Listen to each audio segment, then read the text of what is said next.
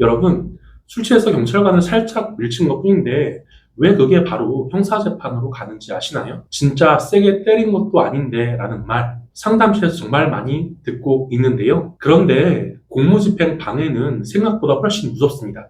오늘 영상 끝까지 보시면 공무집행 방해가 왜 검사가 기계적으로 기소를 하고 있는지, 술 취했으니 감경이 왜 통하지 않는지, 전과가 있으면 왜 법정 구속 위험이 확 올라가는지, 마지막으로 합의가 안 될 때 현실적으로 뭘 준비해야 하는지까지 정리해드리겠습니다. 공무집행 방해 사건으로 찾아오는 분들은 공통점이 하나 있습니다. 첫째, 피해자와 대부분 사법경찰관 내지는 소방관 같은 공무원입니다.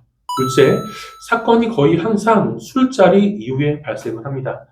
셋째, 예전에 비슷한 일로 처벌받은 이력이 있는 분들이 많습니다. 여기서 핵심은 이겁니다. 상대가 일반인이 아니라 사법경찰 공무원이면 수사기관과 법원이 사건을 훨씬 무겁게 본다는 것입니다. 그래서 본인은 실수라고 생각해도 형사재판을 받아야 하는 순간이 도래합니다. 그럼 모든 공무집행 방해 사건이 바로 실형일까요? 법정 구속일까요? 그건 또 아닙니다. 하지만 별거 아니겠지라고 방치하면 그때부터 진짜 위험해집니다.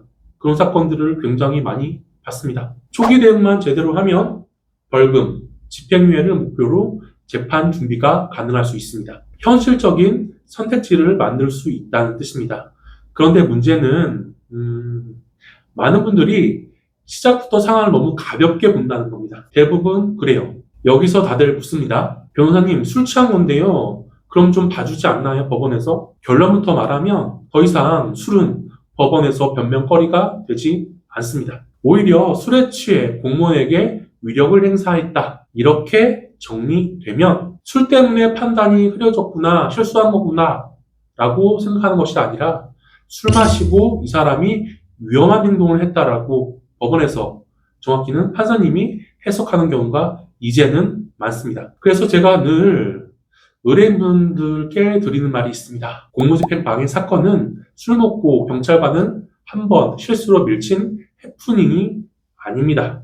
실무적으로는 반드시 법원에서 형사재판을 받게 되는 무서운 사건이고, 재범 사건이 많다는 걸 검사도 판사도 알기 때문에 재발 위험을 어떻게 낮출 거냐, 이 관점으로 재판을 준비하는 게 필요하다라고 말씀을 드리고 있습니다. 법원 역시 그걸 중요하게 보고 있습니다.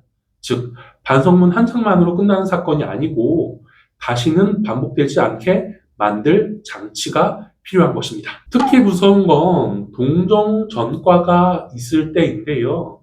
예전에 내지는 과거에 공무집행 방해로 집행유예를 받았고 그 기간이 끝난 뒤에 또 비슷한 일이 발생되었다? 어떻습니까? 이때는 법원이 또 같은 사건이 반복됐다라고 판단하기가 쉽겠죠. 제가 최근에 맡았던 사건도 비슷했습니다. 상황이. 집행유예가 끝난 지 3개월 만에 다시 또 술이 만취된 상태로 사법경찰관을 우산으로 킥한 사건이었고 기소까지 된 사건이었습니다. 이 사건의 의뢰인분이 굉장히 순수한 얼굴로 저한테 변호사님 혹시 벌금 나오지 않나요?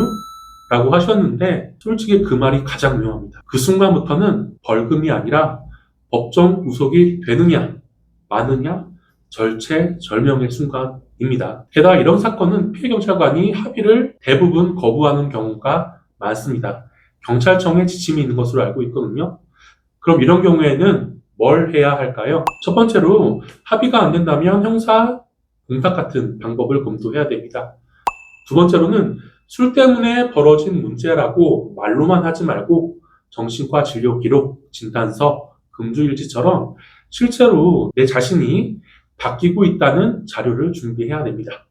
셋째는 반성은 감정이 아니라 행동으로 법원에 보여줘야 됩니다. 이런 준비를 통해 실형 위험이 큰 사건에서도 결과를 집행유예로 끌고 가는 경우가 실제로 많이 있거든요. 마지막으로 공무집행 방해 사건가 문제가 되는 분이 있다면 이 한 문장만 꼭 기억하셔야 됩니다. 공무집행 방해는 더 이상 단순히 형량 싸움이 아니라 다음 실수를 막는 장치까지 함께 설계해야 집행유예를 기대할 수 있다는 것입니다.